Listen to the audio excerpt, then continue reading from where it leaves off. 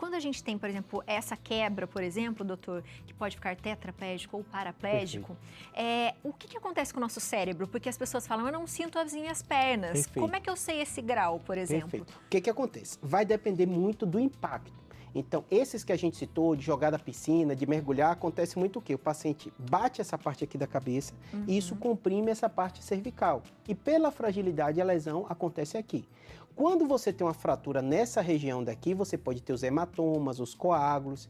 Quem é leigo e está vendo o paciente, às vezes não consegue diferenciar das duas coisas. Porque, ele caiu, bateu a cabeça ou está desmaiado, não está conseguindo se mexer. Aí o médico vai analisar. Normalmente, quando isso acontece no cérebro, é do lado contrário. Então, você teve um coágulo, teve uma fratura, teve uma lesão no lado direito, o lado esquerdo vai perder o movimento. O cérebro da gente é cruzado.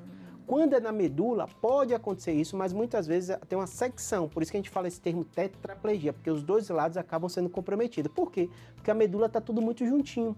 Então é mais comum você ter uma lesão quando o paciente toma um tiro ou tem um acidente de carro e tem uma secção das fibras que vão para os dois lados, porque está ali tudo muito perto. No cérebro não, tem um lado, tem o outro, então é mais comum ter esses déficits parciais. Isso acontece porque você praticamente desligou o ligamento que está ali, não porque é o cérebro que não está sentindo. Isso é. O grande problema dessas lesões acontece isso, porque o paciente está cognitivamente perfeito e tem esse déficit. Então, para a gente é até difícil de entender. O paciente fala, Júlio, é um negócio estranho, porque eu mando um comando e meu corpo, então ele começa a ficar muito angustiado com isso, né? E a grande questão é que no momento agudo, até às vezes para a gente médico é difícil definir, que tem uma coisa que a gente chama choque medular.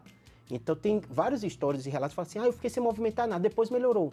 Porque a medula ela inchou, aquela inflamação, depois de alguns dias, ela vai melhorando e o paciente vai recuperando. Então, na fase aguda, às vezes, muito paciente fala assim, o médico me desenganou, disse que não tinha jeito, ou que eu não ia melhorar, né? Às vezes tem a questão da interpretação, às vezes está numa situação grave, né? Mas na maioria das vezes a gente fala, a fase aguda, o médico vai fazer tudo, vai estabilizar a coluna, vai fazer cirurgia, vai descomprimir, né? Vai fazer toda essa abordagem e aí o tempo vai dar a resposta pra gente.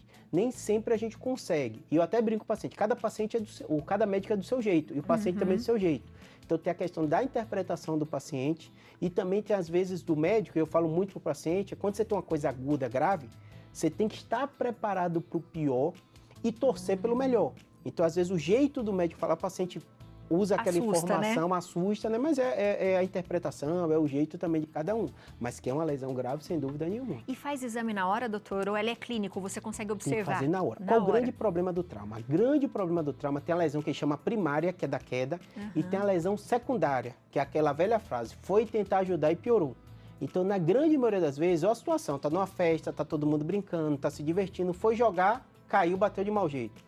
As pessoas não entendem o que aconteceu, às vezes estão bebendo, acham que é um tipo de brincadeira, né? Ele foi mergulhar, né? Então, essa retirada tem que ter muito cautela. Claro que a pessoa está na água, você vai ter que retirar, mesmo se você não tem a técnica nenhuma, senão ela vai se afogar. Mas tem que fazer o máximo para estabilizar a coluna. Se for possível, quando é acidente de carro e tudo, a gente fala, mexer o mínimo possível. Porque a lesão secundária é o quê? Imagina, essa coluna bateu e fraturou. Nisso que a pessoa vai ajudar, ela pode comprimir mais ainda a parte da medula. Está dando um tranco ali, né? No que já está... Já está com a lesão e está instável. Então, quando a gente médico vai abordar, a gente, uma das primeiras coisas que a gente faz, a gente chama proteger a via aérea para a pessoa estar podendo respirar bem, né? E a proteção da coluna cervical. Então, bota aquele colar quando o SAMU chega ou quando a emergência chega, para justamente não ter essa movimentação e causar a lesão que a gente chama lesão secundária, que é muito comum.